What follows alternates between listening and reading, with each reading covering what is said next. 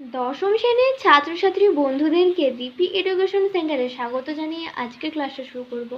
আজকে আমরা আলোচনা করব দশম শ্রেণীর রায়ম মার্টিন প্রশ্নবিচিত্রার ভূগোল বিষয়ের চ্যাপ্টার ওয়াইজ প্রশ্ন বাড়িমণ্ডল। বাড়িমণ্ডল চ্যাপ্টারের 3.1 সমুদ্র স্রোতের ধারণা, সমুদ্র স্রোত সৃষ্টির কারণ। এই চ্যাপ্টার ওয়াইজ প্রশ্নের সমস্ত এমসিকিউ প্রশ্নের আজকে আমরা সমাধান করব। তো চলো আজকে ক্লাসটা শুরু করা যাক। বহু বিকল্প ভিত্তিক প্রশ্ন। একের দাগের প্রশ্ন, সমুদ্র স্রোত সৃষ্টি নির্ভর করে বায়ু প্রবাহের উপর। অপশন ক। অনুরূপ প্রশ্ন, সমুদ্র স্রোত সৃষ্টির জন্য দায়ী বায়ু প্রবাহ। অপশন খ। অথবা প্রশ্ন, সমুদ্র স্রোতের সৃষ্টির প্রধান কারণ হলো বায়ু প্রবাহ।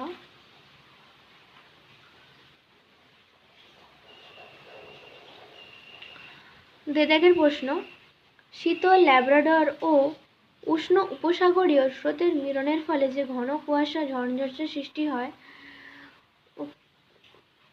নিউ ফাউন্ডল্যান্ডের কাছে। অথবা প্রশ্ন, ড্যাশ উপকূলে সমুদ্র স্রোতের জন্য ঘন কুয়াশা সৃষ্টি হয়েছে। উত্তরটা হবে নিউ ফাউন্ডল্যান্ড। তিনের দাগের প্রশ্ন, উষ্ণ ও শীতল সমুদ্র স্রোত যে স্থানে মিলিত হয় তাকে বলা হয় হিমপ্রাচীর। অপশন ক। অনুরূপ প্রশ্ন, উষ্ণ সামুদ্রিক স্রোত ও শীতল সামুদ্রিক স্রোত পরস্পরমুখী সঞ্চালনে হিমপ্রাচীর সৃষ্টি হয়।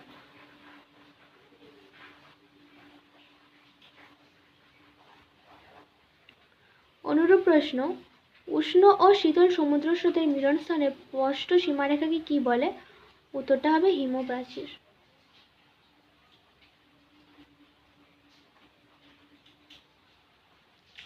চারের দাগের প্রশ্ন, কোন স্রোতের প্রভাবে ব্রিটিশ দ্বীপপুঞ্জ ও নরওয়ে উপকূল সারা বছর বরফ মুক্ত থাকে? উত্তরটা হবে উত্তর আটলান্টিক স্রোতের প্রভাবে। পাঁচের দাগের প্রশ্ন, গ্র্যান্ড ব্যাক মগ্নচড়া অবস্থিত কোন সাগরে? উত্তরটা হবে আটলান্টিক সাগরে, আটলান্টিক মহাসাগরে। অথবা প্রশ্ন, পৃথিবীর বৃহত্তম মগ্নচড়াটি কোন মহাসাগর সৃষ্টি হয়েছে? উত্তরটা হবে আটলান্টিক মহাসাগরে।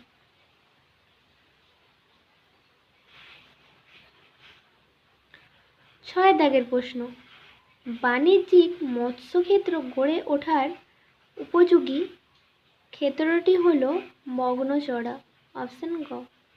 সাতের দাগের প্রশ্ন, দক্ষিণ গোলার্ধে সমুদ্র স্রোত বাম দিকে বিক্ষিপ্ত হয় কারণ পৃথিবীর আবর্তন গতি। অপশন ক।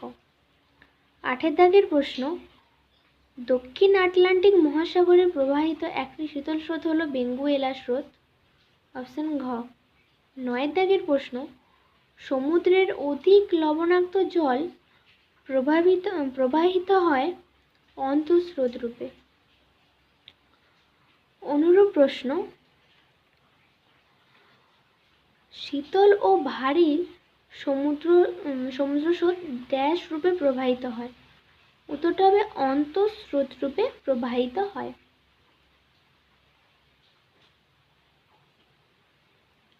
দশের দাগের প্রশ্ন, ব্রাজিল স্রোত সৃষ্টি হয়েছে দক্ষিণ নিরক্ষীয় স্রোত। 11 দাগের প্রশ্ন, বেরিং স্রোত প্রবাহিত হয় প্রশান্ত মহাসাগরে। অপশন খ। 12 দাগের প্রশ্ন, মাদাগাস্কার ও মোজাম্বিক স্রোতের মিলিত শাখা হল আগুলহাস। 13 দাগের প্রশ্ন, উষ্ণ স্রোত ও শীতল স্রোতের মিলনস্থলে দেখা যায় কুয়াশা ও ঝড় বৃষ্টি। 14 দাগের প্রশ্ন, উত্তর ও দক্ষিণ নিরক্ষীয় স্রোত প্রবাহিত হয় যে বায়ু প্রবাহ দ্বারা সেটি হল আয়ন বায়ু। অপশন ক। 15 দাগের প্রশ্ন, পৃথিবীর মোট আয়তনের জলভাগ দ্বারা আবৃত অংশ প্রায় 71%।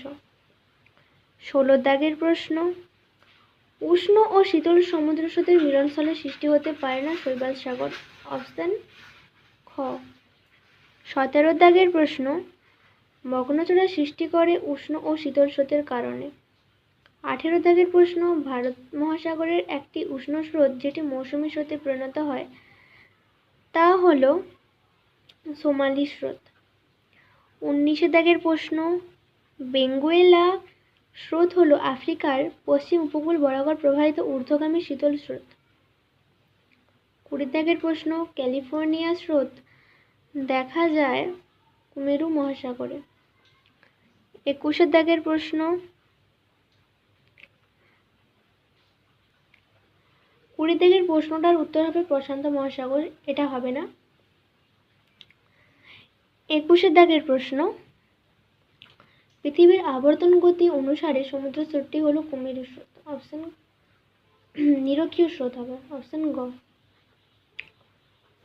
22 দাগের প্রশ্ন, আকুলহাস স্রোত দেখা যায়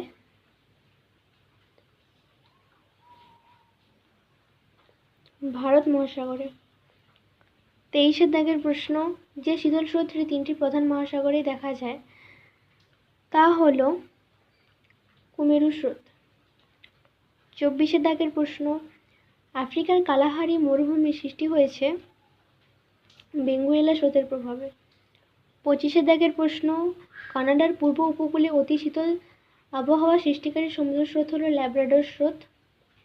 26 দাগের প্রশ্ন, যে স্রোতের সঙ্গে আসা হিমশৈলের ধাক্কায় 1912 সালে টাইটানিক জাহাজ নিমজ্জিত হয়েছে সেটি হলো ল্যাব্রাডর স্রোত, অপশন গ।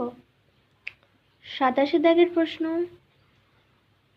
আটলান্টিকের নিউফাউন্ডল্যান্ড অঞ্চলে প্রচুর হিমশৈল বহন করে আনে ল্যাব্রাডর স্রোত, অপশন ঘ। 28 দাগের প্রশ্ন, গ্র্যান্ড ব্যাংক সৃষ্টি হয় যে দুটি সমুদ্র স্রোতের মিলনের ফলে সেটি হলো উপসাগরীয় ও ল্যাব্রাডর স্রোতের মধ্যে। 29 দাগের প্রশ্ন, ব্রিটিশ দ্বীপপুঞ্জের কাছে অবস্থিত ডগার্স ব্যাংক নামক মগ্ন জলটি সৃষ্টি হয়েছে আটলান্টিক মহাসাগরে, অপশন ক। 30 দাগের প্রশ্ন, সাহারা মরুভূমি সৃষ্টিতে পরোক্ষভাবে সাহায্য করে ক্যানারি স্রোত, অপশন খ। 31 দাগের প্রশ্ন, শৈবাল সাগর সৃষ্টিতে যে সমুদ্র স্রোতটি দায়ী নয় সেটি হলো দক্ষিণ নিরক্ষীয় স্রোত। 32 দাগের প্রশ্ন, 1 ডিগ্রি অক্ষাংশ বাড়লে সমুদ্র জলের উষ্ণতা কমে, অপশন খ, 0.2 ডিগ্রি সেলসিয়াস হারে। সমস্ত এমসিকিউ প্রশ্নের সমাধানের মাধ্যমে আজকে ক্লাসটা শেষ করব। তার আগে বলে রাখি, চ্যানেলে যদি নতুন হয়ে থাকো তাহলে চ্যানেলটিকে অবশ্যই সাবস্ক্রাইব করে দিও, আর ভিডিওটা যদি তোমার ভালো লেগে থাকে তাহলে ভিডিওটাকে অবশ্যই লাইক করে দিও। সম্পূর্ণ ভিডিওটা দেখার জন্য অসংখ্য ধন্যবাদ।